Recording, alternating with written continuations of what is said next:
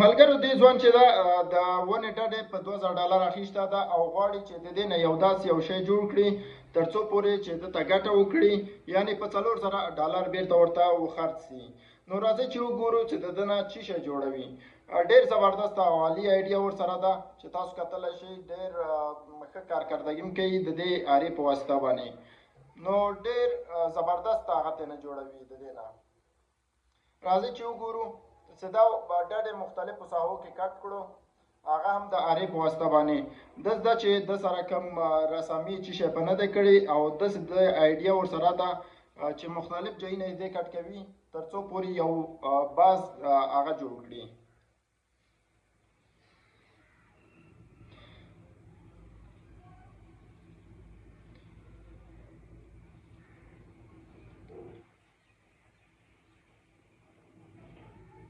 د دې باز دغه کوم هغه څه ده دا یې ما په مختلفو ساحو کې کټ کړلې او هغه یې ترېنه ایسته کړلې. دې په ځای بیا د دې هغه څه ده باز څه ده وزرونه جوړوي.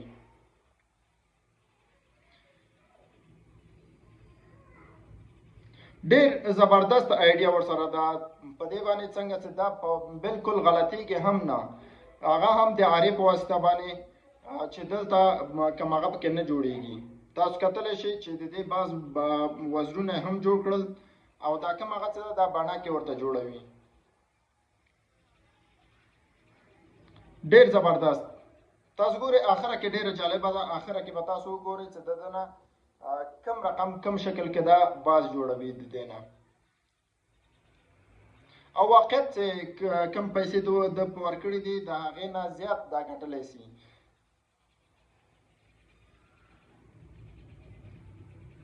زبردست. تاسو ګورئ چې څه ښکلی هغه یې ورکړو، دلته د بڼکو شکل یې ورکړو او دا هم چنګالې سولې چې د چنګالې په کوم طریقه باندې ورکړلې ورته. چنګالو کې کوم هغه څه ده نوکان یې هغه هم ورته برابر کړل. بالکل پکې دا کټواټي پکې نه راځي، غلطیږي پکې نه. یعنې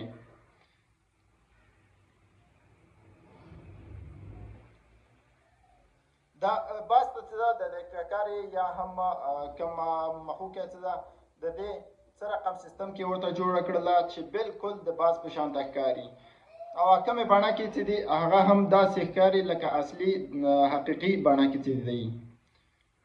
دا یې مخوکه ورته جوړه کړله او سترګو ته یې وګورئ. تاسو ګورئ آخره کې به ډېر جالبه سي. ډېر زبردست هغه به رایسي دی کې. زبردست. تاسو ګورئ ورته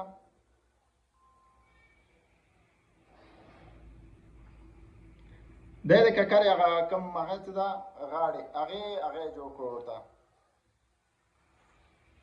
زبردست. دې کسر زبردست آیډیا ده. ډېر ښکلی زبردست هغه یې جوړ کړو. تاسو ګورئ چې په کومه طریقه باندې دا کارکردګي وکړله او کومه طریقه یې ورسره وکړله تر څو پورې یو باز هغه یې جوړ کړو. زبردست. زحمت ډېر کاږي ورسره. زحمت هر چیز کې زحمت ډېر وکاږل سي نو ثمره یې ښیي. نو تاسو کتلی شئ چې ده څومره زحمت وکاږه، څومره هغه یې ورسره وکړو نو داسې یو زبردسته باز یې جوړ کړو.